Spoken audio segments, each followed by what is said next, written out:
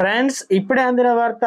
CM Revanth రెడ్డికి ప్రమాదం, తీవ్ర టెన్షన్ లో హైకమాండ్ అంటూ వార్తలు అయితే వినిపిస్తున్నాయి. దీనికి సంబంధించి వివరాలు చెప్పడానికి వీడియో చేయడం జరుగుతుంది. చాలా మంది వీడియోస్ ఉన్నారు కానీ సబ్స్క్రైబ్ మర్చిపోతున్నారని, దయచేసి ఛానల్ సబ్స్క్రైబ్ కానీ బెల్ ఐకాన్ ఆల్ పైన ట్యాప్ చేయండి. ఇటువంటి ఇంపార్టెంట్ ఇన్ఫర్మేషన్ మిస్ అవ్వకుండా మీ ఫోన్ నోటిఫికేషన్ రూపంలో వస్తుంది. చాలా మంది చూస్తున్నారు కానీ లైక్ చేయడం లేదని, దయచేసి లైక్ చేయండి. ఇన్ఫర్మేషన్ అందరూ రీచ్ చేసిన సీఎం రేవంత్ రెడ్డిని ఇప్పుడు అరెస్టు చేస్తేనే మంచిది, అప్పుడు ముగ్గురు ముఖ్యమంత్రులు జైల్లో ఉన్నట్లు అవుతుందని సిపిఐ అగ్రనేత నారాయణ వ్యాఖ్యానించారు.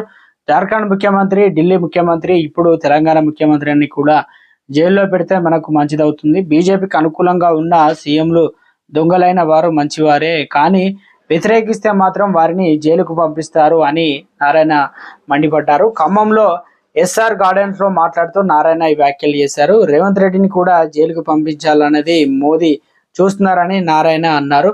దేశద్రోహం కింద మొదట అరెస్ట్ చేయాల్సి వస్తే మోడీని, రెండవ వ్యక్తిగా అమిత్ షాలను అరెస్ట్ చేయాలని నారాయణ మండిపడ్డారు. మరోవైపు కేసీఆర్ పై కూడా మండిపడ్డారు. కేసీఆర్ మాట్లాడుతున్నాడు, నామా నాగేశ్వరరావు మంత్రి చేస్తాడంట, ఈయనకే దిక్కు లేదు కానీ నామా మంత్రిని చేస్తాడట. నరేంద్ర మోదీ దేశంలో అన్ని ప్రభుత్వ రంగ సంస్థలు అమ్మేస్తున్నారు.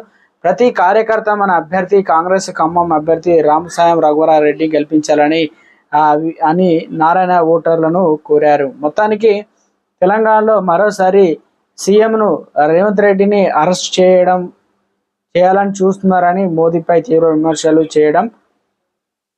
ఒకవేళ చేస్తే ఇప్పుడే చేయండి, లేదంటే ముగ్గురిని జైలు అరెస్ట్ చేసిన వ్యక్తిగా మిగులుతారనే విధంగా రాష్ట్రంలో సంచలన వ్యాఖ్యలు సృష్టించారంటున్నారు రాజకీయ నిపుణులు.